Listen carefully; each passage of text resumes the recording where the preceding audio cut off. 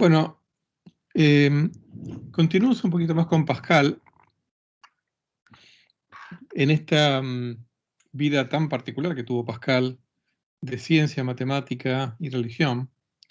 Y en esta historia de la nada y del cero, vamos a, antes de despedirnos de Pascal, déjenme compartirles la famosa apuesta de Pascal, que aquí, digamos, es una versión simplificada. Bueno, esto está en los pensamientos de Pascal, pero digamos, pasado en limpio, sería algo así.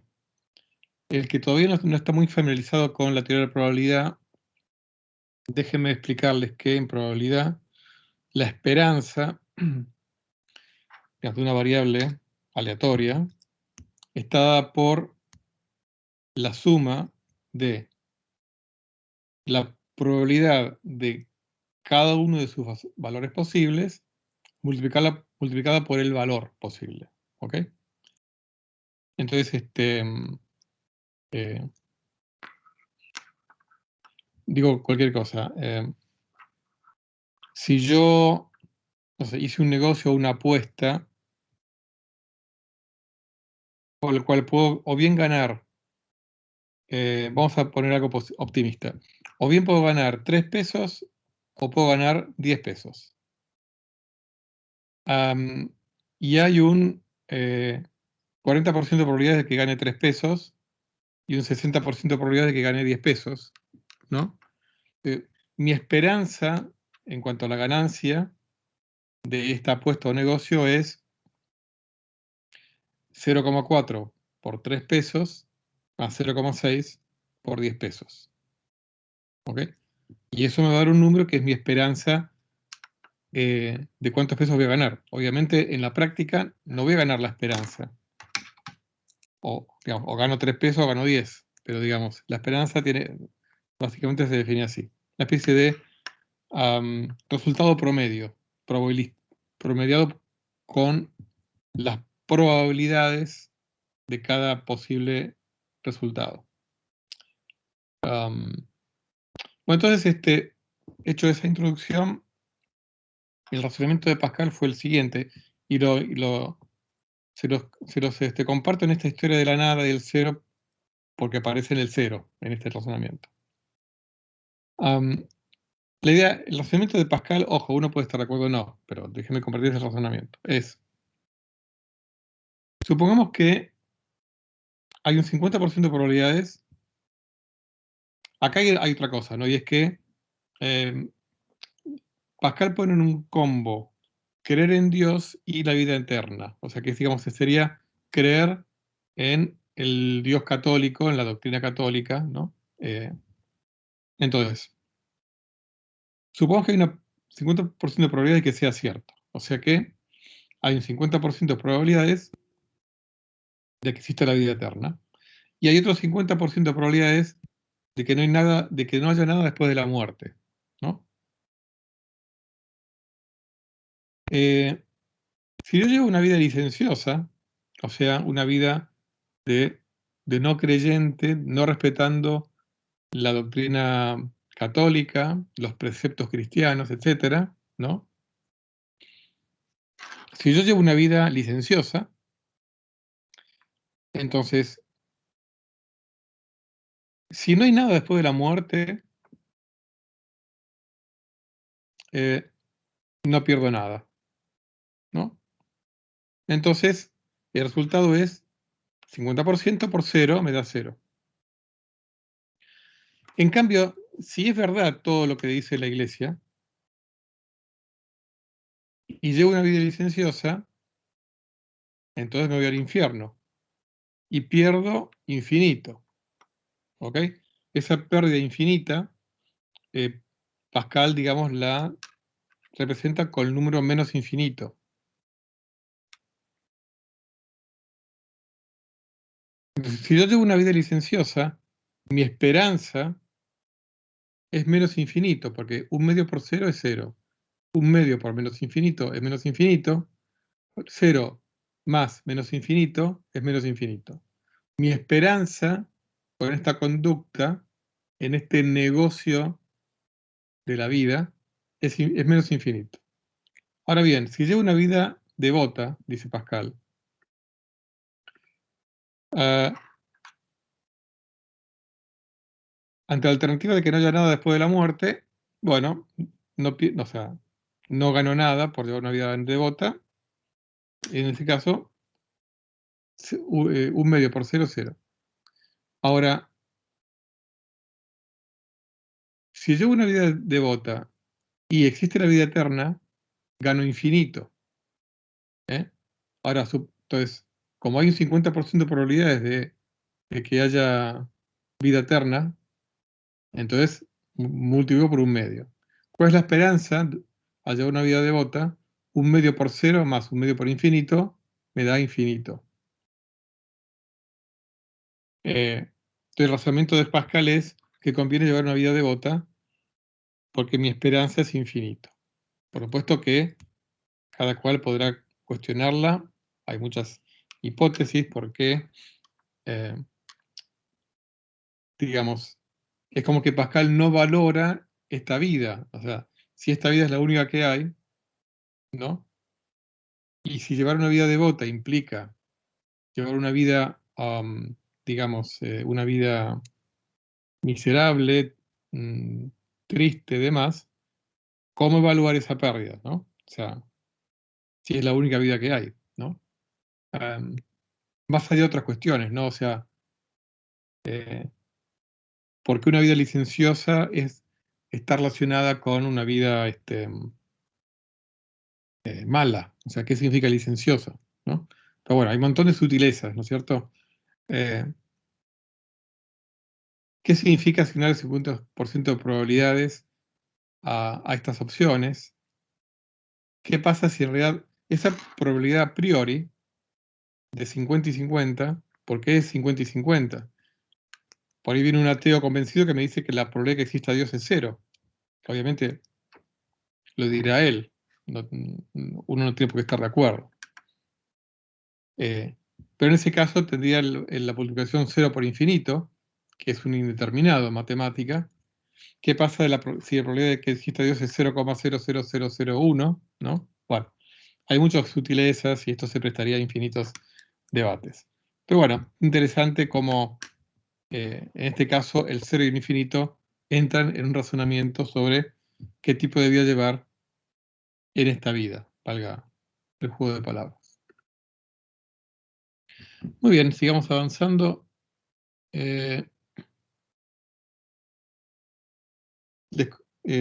Sigamos avanzando. Vamos a hablar de Otto von Guericke, un alcalde. En esa época, bueno, un físico alemán que también era, tenía un grado en leyes.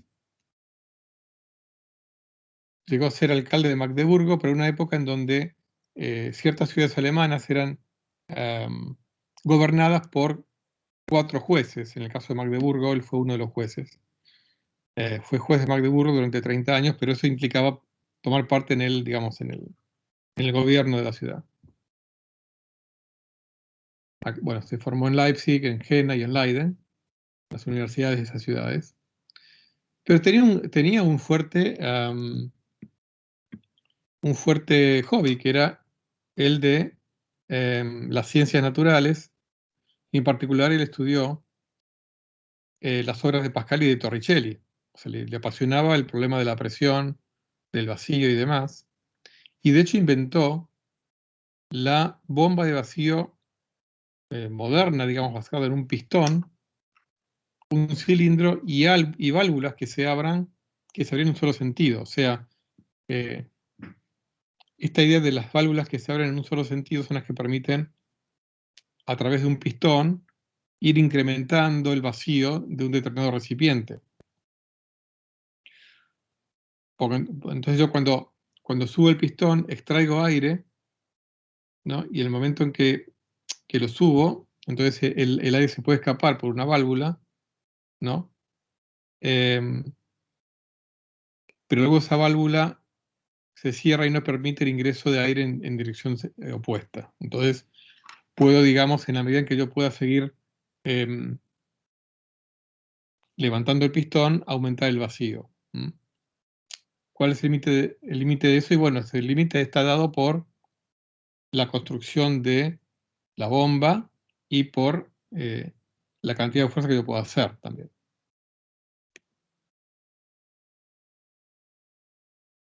Acá les puse esta imagen de fondo, justamente representa los llamados hemisferios de Magdeburgo. Acá están, ¿ven?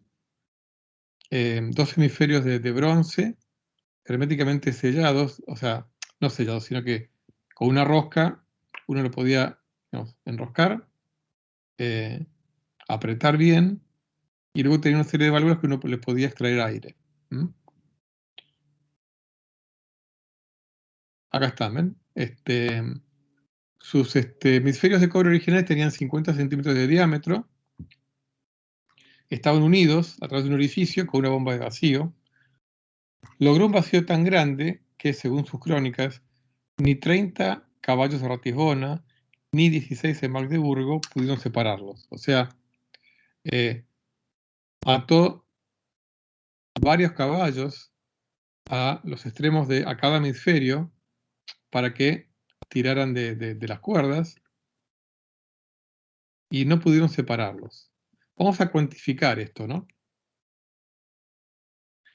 Con los conocimientos que tenemos hoy en día de la fuerza, digamos, de la presión atmosférica, ¿cuánto vale la fuerza que ejerce la atmósfera en hemisferios de cobre de 50 centímetros de diámetro? Y resulta que la fuerza que ejerce la atmósfera es de unos 2000 kilos. Con lo cual, si hubiera logrado un vacío perfecto, que no digo que sea el caso, pero si hubiera logrado un vacío perfecto, hubiera necesitado una fuerza de 2000 kilos. Mucha fuerza, incluso para que resista una cuerda, digamos.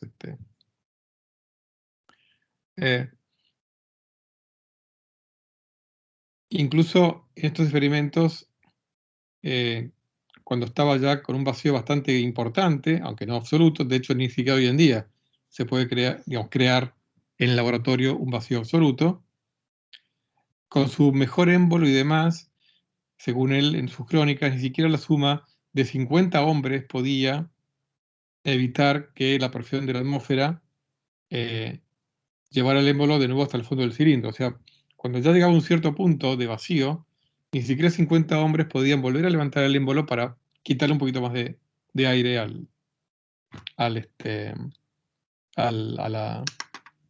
las esferas, ¿no? a la cavidad esférica.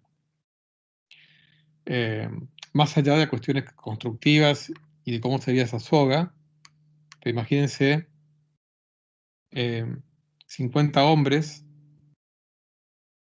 luchar contra 2000 kilos, implicaba que cada uno hiciera una fuerza de 40 kilos. Pero bueno, se imaginan que sería ya de por sí muy complicado que 50 hombres todos tiraran de la misma soga o de lo que sea, ¿no? Como para levantar el pistón. Así que bueno, él dedicó mucho tiempo a estos experimentos. Nuestro amigo von Guericke,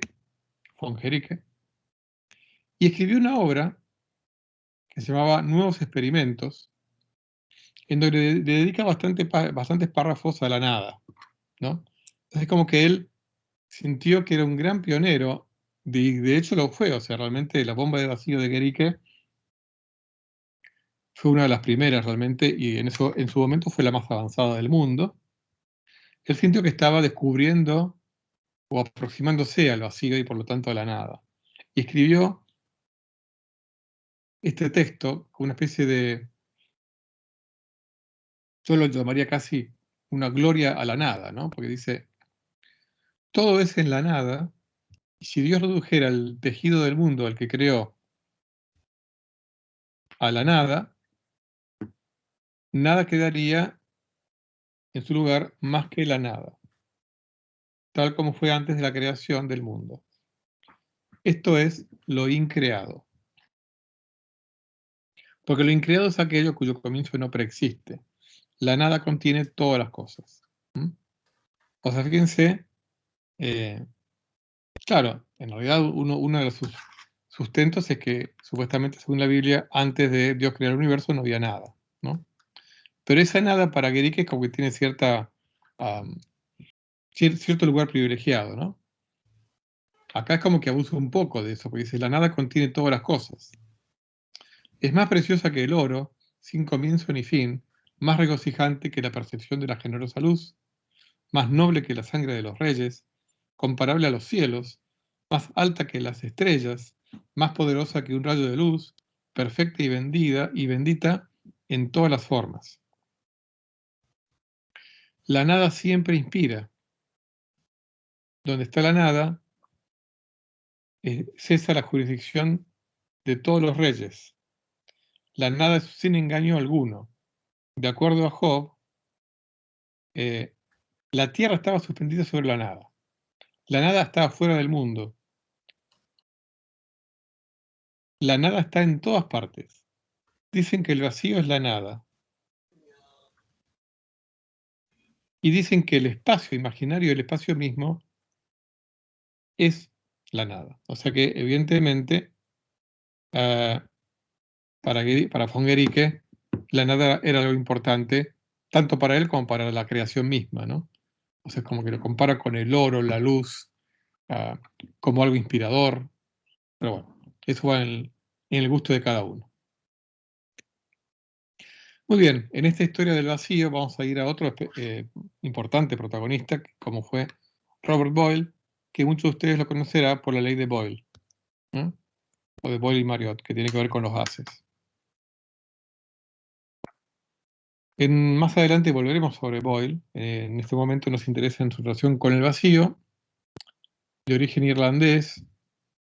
Luego fue miembro de la Royal Society, vivió buena parte de su vida en Londres.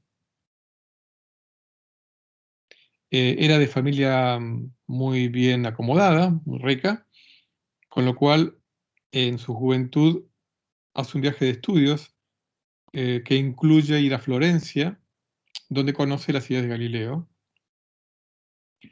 Él, cuando se establece en Londres, integra lo que se llama el Invisible College, que va a ser una especie de lugar, digamos, de foro de reunión de científicos que luego darían lugar a la Royal Society, famosa sociedad científica inglesa que pervivió hasta nuestros días, ¿no?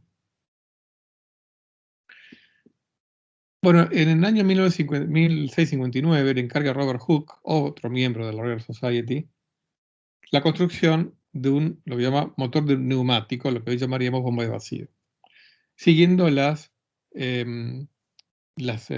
normas, digamos, las líneas, los lineamientos constructivos de nuestro amigo recién visto, Otto von Guericke. Era muy costoso construir esas bombas. Construyó 3, una la donó a la Royal Society. Piensen que en 1660 no había más de 5 bombas de vacío de estas características en todo el mundo. Uno lo tenía Christian Huygens, un famoso científico del cual vamos a hablar en otra oportunidad, de origen holandés. Otra la tenía Henry Power en Halifax, otra estaba en el Christ College en Cambridge y otra en París, en la Academia Montmort. Así bueno, piensen que Guericke diseñó sus bombas en la década del 40, de 1640, y 20 años después no había más de 5 en el mundo entero. Bueno, Robert Boyle hizo muchos experimentos con el vacío, o el semivacío, por supuesto, ¿no? Uno de ellos fue demostrar lo que ya Galileo había anticipado, de que en el vacío una pluma y un trozo de plomo caen a la misma velocidad. O sea, él hizo experimentos en campanas de vidrio, de la cual le había extraído todo el aire que él podía haber extraído, logró buenos vacíos, lo suficientemente buenos como para que justamente poder comprobar esto, ver que una pluma caía tan rápido como un trozo de plomo. Otro experimento importante fue el de comprobar algo que ya de por sí se sabía, digamos, que el aire tenía que ver con la transmisión del sonido. Bueno, Boyle lo confirmó experimentalmente al demostrar que, o sea, por ejemplo, poniendo una campana en en un recipiente desprovisto de aire, hacer sonar esa campana y no escuchar nada, ¿no?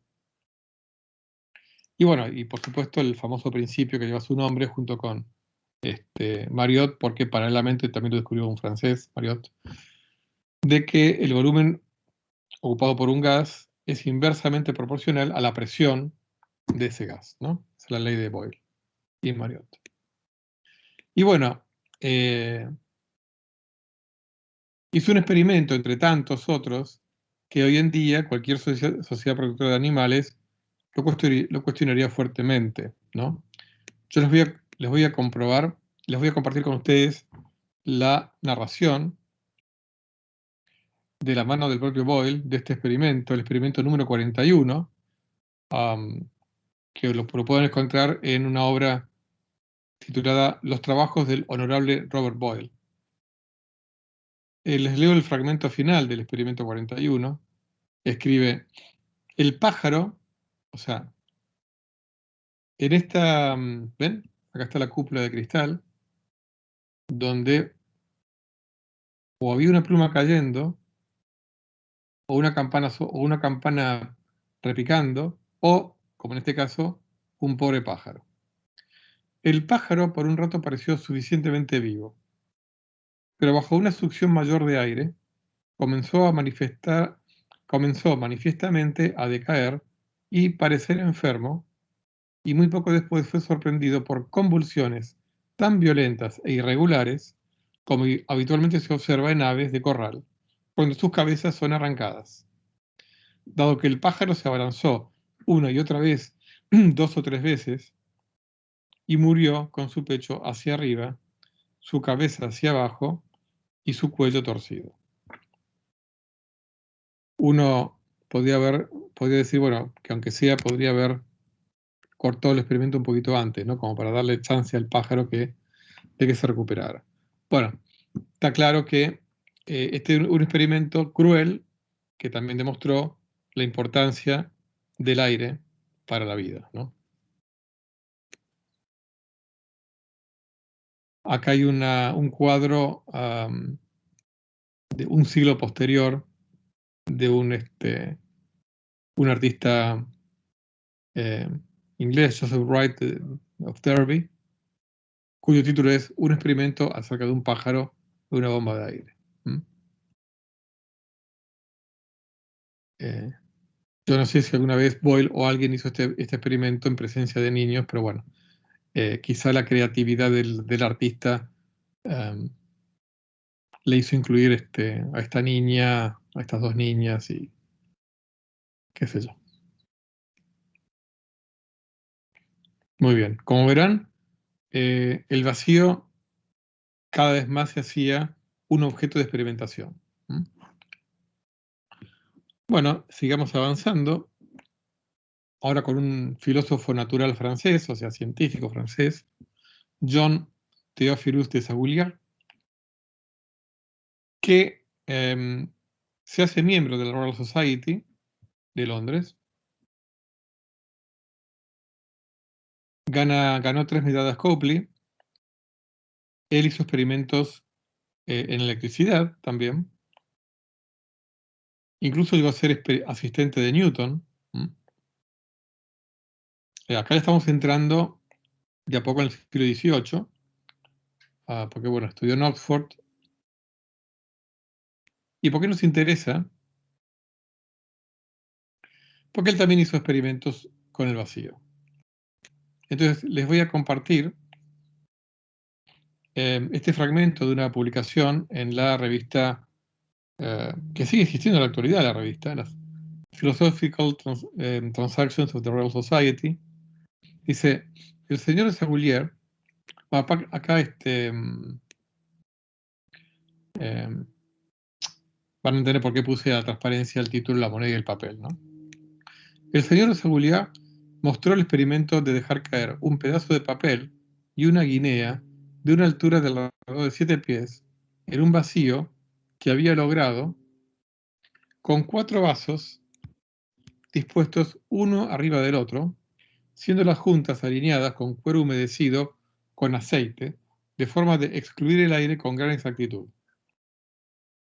Se encontró que el papel cayó con una velocidad muy cercana a la de la guinea, de modo que se concluyó que si una capacidad tan grande hubiera podido ser perfectamente agotada y el vacío preservado, no habría habido diferencia en su tiempo de caída. O sea, lo sometió a esta unión de vasos a una bomba de vacío y vio que la guinea, o sea, la guinea es una moneda, ¿no? Cayó eh, con una velocidad muy cercana a la del papel. El muy cercana significa que si el vacío hubiera sido más perfecto, hubiera sido igual, ¿ok? Porque lo importante es esto, de eso se tratan los experimentos en física. O sea, de ir creando condiciones que se acerque, que se aproxime a una condición ideal, que en la práctica nunca se logra, ¿ah? Y eso sigue siendo válido hoy en día, pero que lo importante para el experimentalista es ver la tendencia, cuál es la tendencia, ¿ok? Y esto es lo que observo de Sagoulia. Por eso le puse la moneda y el papel. Muy bien. Vamos a hacer una pequeña, si quieren, digresión semifilosófica en relación a lo que hoy en día conocemos como espacio sideral y el vacío. Repasando lo que decía Noel, ¿se acuerdan? Estienne Noel en sus debates con Pascal, él lo que decía es que si lo que quedaba en el barómetro de vacío, eh, la conclusión es que si el espacio que queda sin mercurio va aumentando a medida que nos elevamos en la montaña, quiere decir que si seguimos subiendo y subiendo, va a llegar un momento en que el mercurio no va a subir para nada. Entonces, ¿qué significa eso? Que lo que queda en el tubo, no sé si es vacío, pero digamos, el razonamiento implícito en Noel es que yo no sé si lo que queda en el tubo es el vacío, pero lo que sí puedo decir, y en esto no podemos discrepar con Noel, es que lo que queda en el vacío es lo mismo que hay más allá de la atmósfera. Si eso es vacío, bueno, entonces más allá de la atmósfera hay vacío. Pero es interesante si uno es cauto decir eso. O sea, lo que hay en el tubo debe ser lo que hay más allá de la atmósfera. Quizás sea vacío, ¿ok? Pero el argumento de Noel es que si el vacío es algo inútil, ¿por qué Dios creó tantas cantidades de vacío, de espacio inútil? O sea, para Noel, eso tiene que ser algo más que vacío. No sé qué, pero algo más. Es un argumento, obviamente, que va, si quieren, en gustos teológicos. O sea, el hecho de que el vacío como tal sea inútil, en el sentido de que no puede ejercer ninguna acción, no significa, y valga la contradicción, que sea inútil. O sea, uno puede pensar que el vacío interplanetario existe, Dios lo creó, ¿no? Siguiendo el discurso de Noel, Dios lo creó para que los planetas se muevan libremente, para que la ley de inercia de Galileo pueda tener lugar, un montón de cosas más. O sea, en realidad, esto, digamos, entra en el debate de preferencias filosóficas, personales y demás. O sea, ¿cuál es el problema de que Dios, en su inmensidad, ¿no? Siguiendo el discurso de Noel, haya creado grandes espacios vacíos para que sus enormes cantidades de creaciones pudieran viajar libremente y para que la materia se pudiera desplegar en toda su complejidad. Uno podría decir eso. Entonces, como tema final de esta clase, vamos a salirnos un poquito de la historia. Ahora, después en próximas clases vamos a volver a la historia, porque la historia todavía sigue. Pero vamos a ver algunos números, ¿no? Y con esto terminamos la clase de hoy. Bueno, ¿cuál es lo que se llama presión atmosférica estándar? Obviamente es una convención esto porque la presión varía levemente en todos los puntos de la Tierra, ¿no? Y todos los días. La presión atmosférica estándar se la considera, se la elige como de 325 pascales. ¿Qué es un pascal? Es una unidad de medida que equivale a 1 newton por metro cuadrado. Es una unidad de presión, ¿no? A 1 newton por metro cuadrado. Ustedes a veces escuchan en el parte meteorológico de los milibares o los hectopascales. Bueno, un hectopascal, como su nombre lo indica, hecto significa 100, hectopascal son 100 pascales, o sea, 100 newton por metro cuadrado. Un bar son 100.000 pascales, o sea que un bar es más o menos una presión atmosférica. Obviamente un milibar es un milésimo de bar, o sea, más o menos un milésimo de presión atmosférica. Más o menos, porque la presión atmosférica se decidió elegirla como 101.325 pascales. Por eso es que es normal que cuando escuchan en la radio, en donde sea,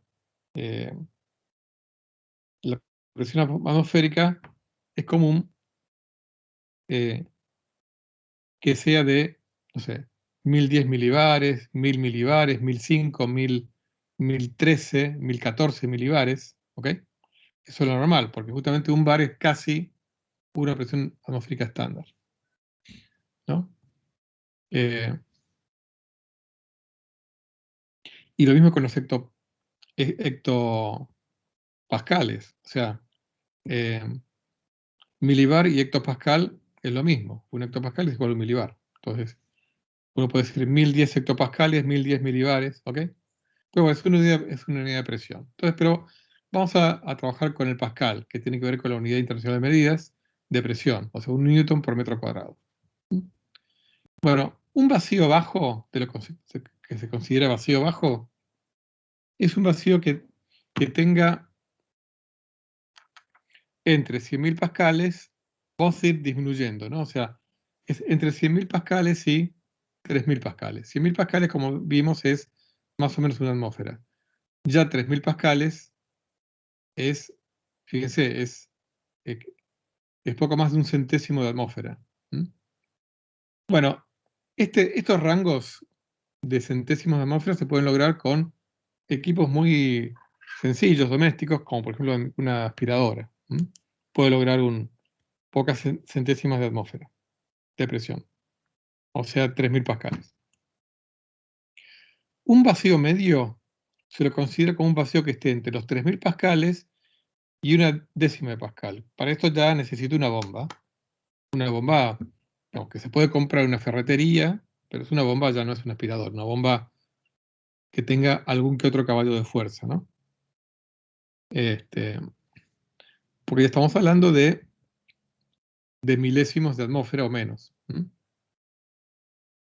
O incluso 100 milésimos de atmósfera o menos. O sea, 0,1 pascal estaríamos en un millonésimo de atmósfera. Un vacío alto se lo considera a un vacío que esté entre 0,1 pascal y, fíjense, un 10 millonésimo de pascal. Para que tengan una idea, para vacíos tan altos que ya estemos en millonésimo de pascal, o sea que estamos hablando de 100.000 millonésimo de atmósfera, el camino libre medio de las partículas del gas residual que queda en el recipiente es mayor que el tamaño de la cámara que lo contiene. Realmente estos vacíos altos requieren una serie de bombeos en varias etapas, no es fácil conseguirlo. O sea, básicamente, las moléculas de gas en un vacío tan alto prácticamente no chocan entre sí. O sea, es más probable que choquen contra las paredes del recipiente y no que choquen contra otra partícula dentro del gas.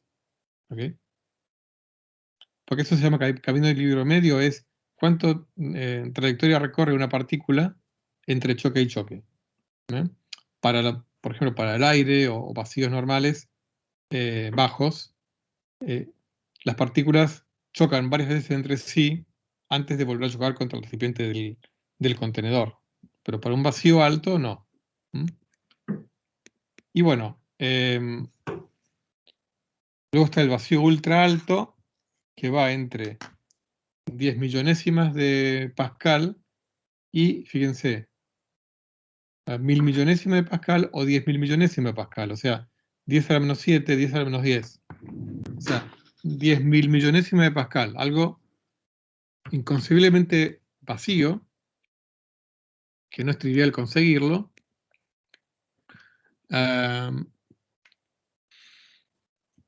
Acuérdense que un Pascal es una 100 milésima de atmósfera. O sea que esto es... Y bueno, el extremadamente alto sería ya por debajo de 10.000 millonésimas de Pascal, ¿no? Para que tengan una idea, el espacio exterior